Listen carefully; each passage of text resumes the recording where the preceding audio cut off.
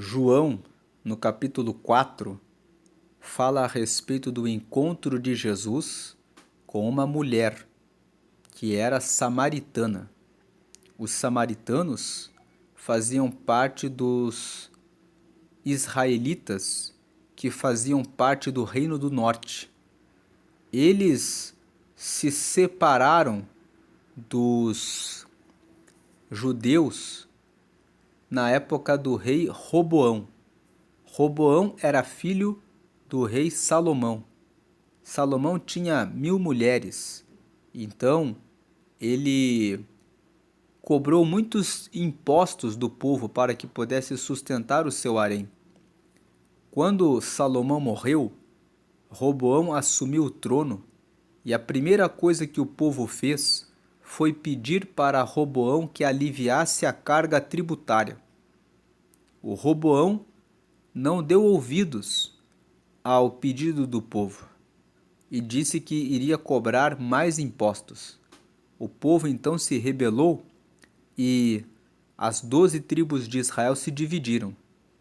As 2 tribos do sul ficaram com a capital em Jerusalém, e eram as tribos de Judá e de Benjamim. E as 10 tribos do norte formaram o chamado Reino de Israel. E esse reino de Israel ficou com a capital em Samaria. Então, nós sabemos que acabou gerando uma situação de inimizade entre os samaritanos, que eram do Reino do Norte, e os judeus, que ficavam na região do Sul. Esses samaritanos, com o passar dos anos, falavam cada vez menos com os judeus.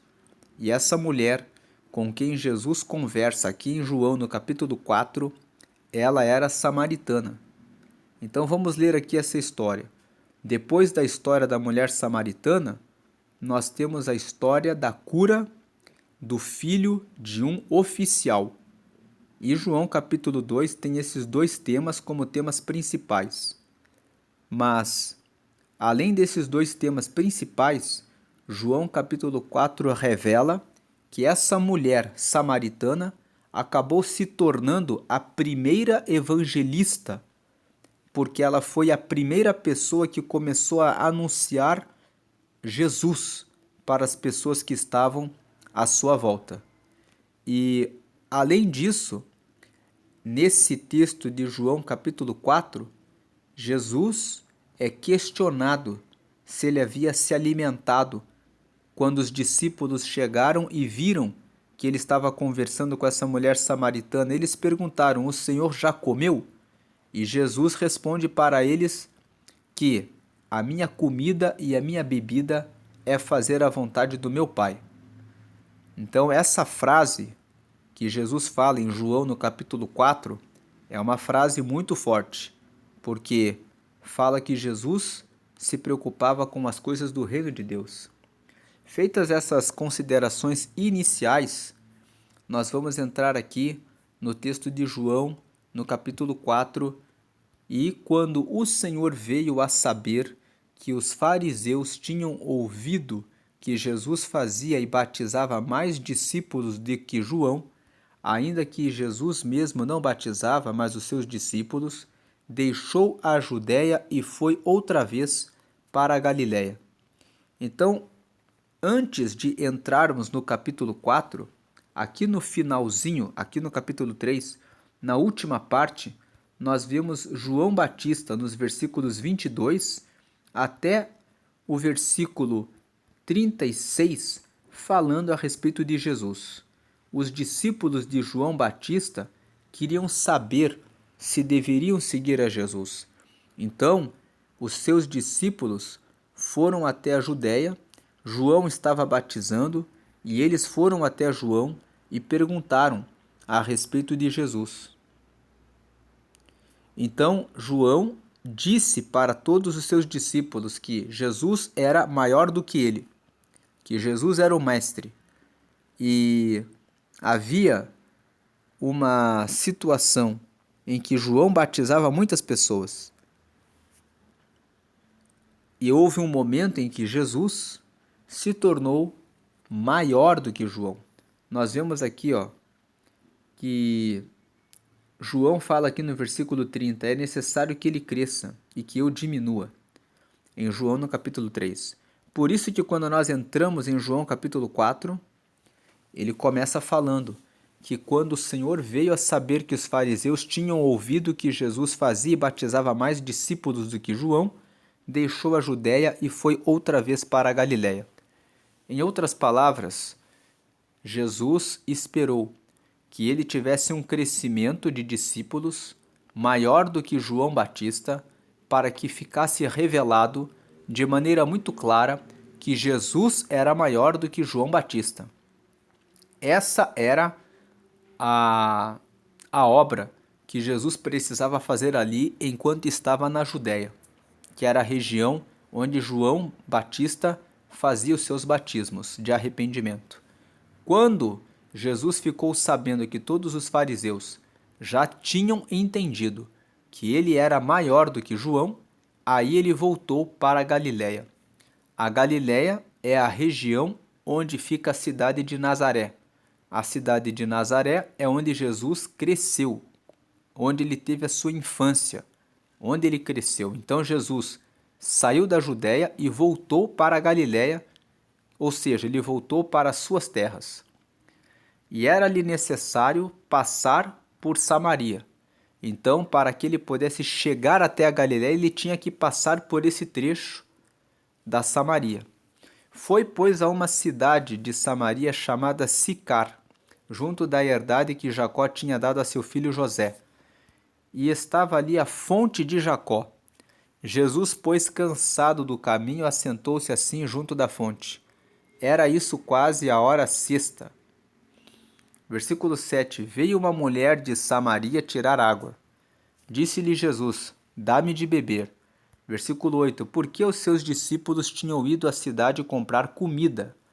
Versículo 9. Disse-lhe, pois, a mulher samaritana, como, sendo tu judeu, me pedes de beber a mim, que sou mulher samaritana?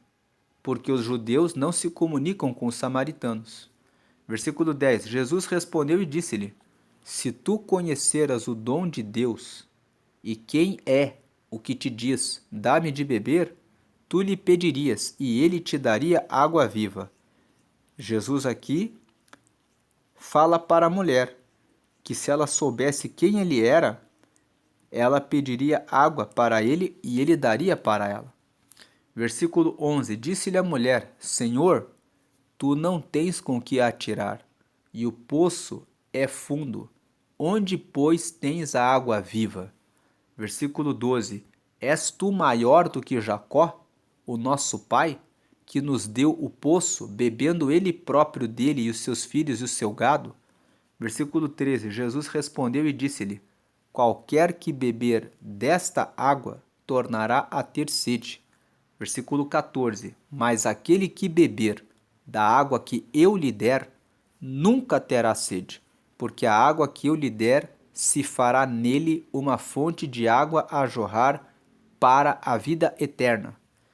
Versículo 15. Disse-lhe a mulher, Senhor, dá-me dessa água, para que não tenha mais sede e não venha aqui tirá-la.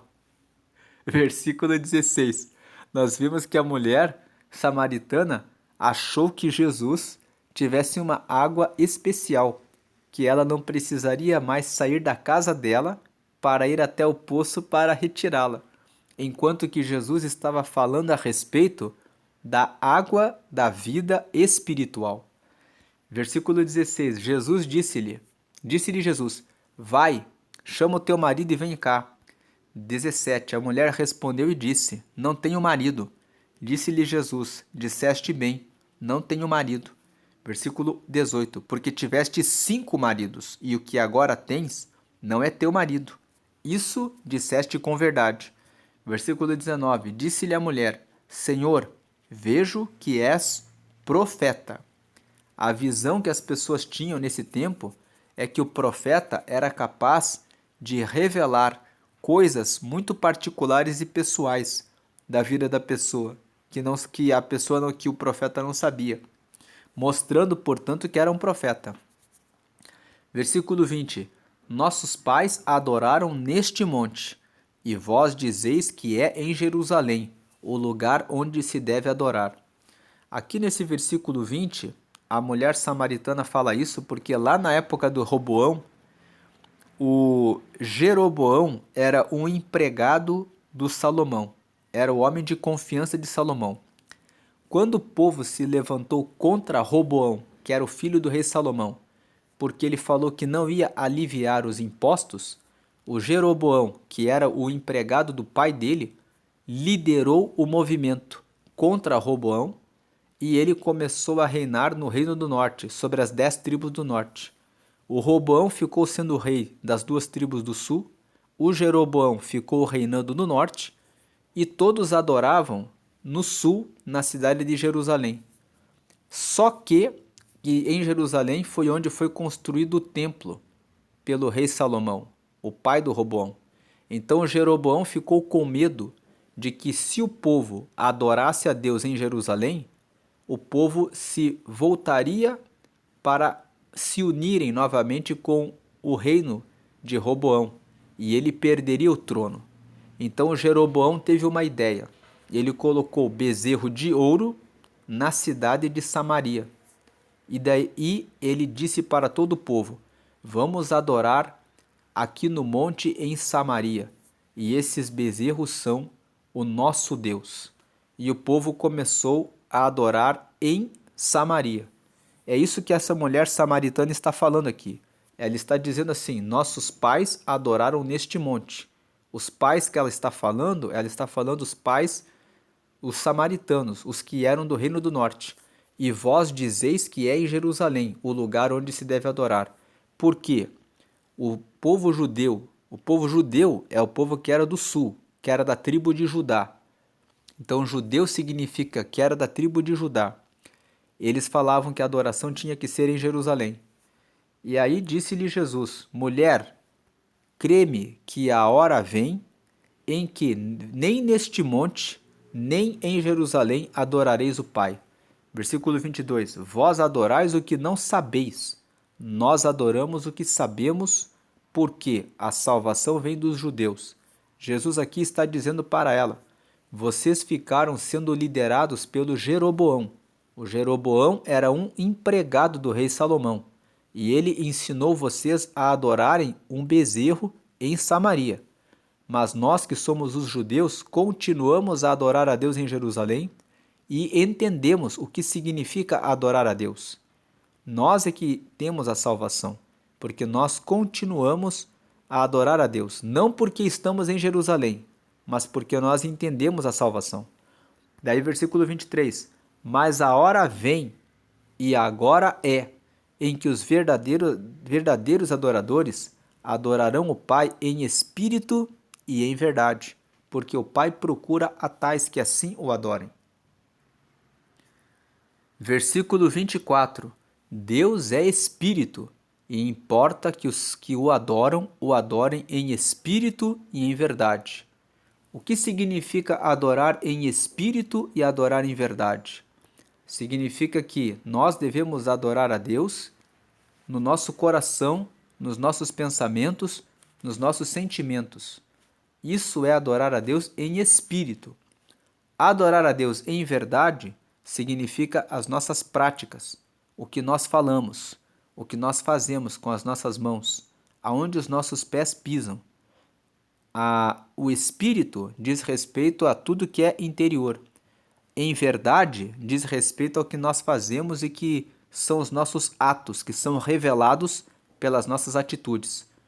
Então, quando o texto fala que Deus é espírito e importa que os que o adorem em espírito e em verdade, significa que Deus quer que nós tenhamos as nossas mentes limpas, o nosso coração limpo, os nossos sentimentos limpos e que nós tenhamos obras, atitudes que são segundo a verdade. Versículo 25. A mulher disse-lhe: eu sei que o Messias, que se chama o Cristo, Messias é uma palavra hebraica que significa ungido. E essa palavra hebraica, Messias, no grego, é Christos, que significa ungido também, mas Christos é em grego e Messias é em hebraico. Então a mulher aqui, ela era samaritana, ela era descendente do povo do Reino do Norte. Então ela também era das tribos de Israel. E ela fala: a mulher disse-lhe: eu sei que o Messias, que se chama o Cristo, que é o Cristo, o ungido, ele vem. E quando ele vier, nos anunciará tudo. Aqui nesse versículo, a mulher samaritana mostra que ela conhecia as Escrituras, que ela conhecia a Bíblia que eles usavam, que era o Antigo Testamento, e é até hoje. Os judeus usam apenas no Antigo Testamento, porque eles não acreditam que Jesus é o Messias. Eles não acreditam que Jesus é o prometido e que já veio sobre a terra. Então eles continuam aguardando o Messias. Mas aqui, nesse caso, a mulher fala: eu sei que o Messias, que se chama o Cristo, ele virá, ele vem. E quando ele vier, nos anunciará tudo. Então essa mulher samaritana estava com a expectativa, a esperança da chegada do Messias. E aí, versículo 26, Jesus disse-lhe: eu o sou, eu que falo contigo. Jesus disse para ela: esse Messias aí, que o povo está esperando, sou eu que falo contigo. Versículo 27, e nisso vieram os seus discípulos e maravilharam-se de que estivesse falando com uma mulher. Todavia, nenhum lhe disse: que perguntas ou por que falas com ela? Veja que os discípulos não ficaram maravilhados pelo fato de Jesus estar conversando com uma samaritana. Certamente que eles sabiam identificar quem era samaritano e quem era judeu, porque percebemos que a mulher, quando viu Jesus falando com ela, logo percebeu que ele era judeu. E ela disse: como que tu, sendo judeu, me pedes água? Então os discípulos viram que ela era samaritana, mas quando eles voltaram, eles ficaram maravilhados porque Jesus estava conversando com uma mulher. Isso nos mostra que conversar com uma mulher não era algo muito comum. Ele só conversava quando havia uma finalidade. E os discípulos se maravilharam porque Jesus estava falando sozinho ali com uma mulher. No versículo 28, deixou, pois, a mulher o seu cântaro, que ela estava pegando a água, e foi à cidade e disse para aqueles homens. Veja, ela entrou na cidade, ela estava ali naquela cidade. Versículo 29, vinde e vede um homem que me disse tudo quanto tenho feito. Porventura não é este o Cristo? Então ela chegou até os homens e começou a dizer: venham conhecer o homem que eu acabei de conhecer. Será que ele não é o ungido prometido nas Escrituras? Versículo 30. Saíram, pois, da cidade e foram ter com ele. 31. E entretanto seus discípulos lhe rogaram, dizendo: Rabi, come. Versículo 32. Aqui é a parte que eu falei no começo do vídeo, que Jesus fala que a comida dele é fazer a vontade de Deus. Porém, ele lhes disse: uma comida tenho para comer, que vós não conheceis. Versículo 33. Então os discípulos diziam uns aos outros: trouxe-lhe porventura alguém de comer? 34. Jesus disse-lhes: a minha comida é fazer a vontade daquele que me enviou e realizar a sua obra. Versículo 35. Não dizeis vós que ainda há 4 meses até que venha a ceifa? Eis que eu vos digo: levantai os vossos olhos e vede as terras, que já estão brancas para a ceifa. Versículo 36. E o que ceifa recebe galardão, e ajunta fruto para a vida eterna, para que assim o que semeia como o que ceifa, ambos se regozijem. 37. Porque nisso é verdadeiro o ditado: um é o que semeia, e outro o que ceifa. Versículo 38. Eu vos enviei a ceifar onde vós não trabalhastes. Outros trabalharam, e vós entrastes no seu trabalho.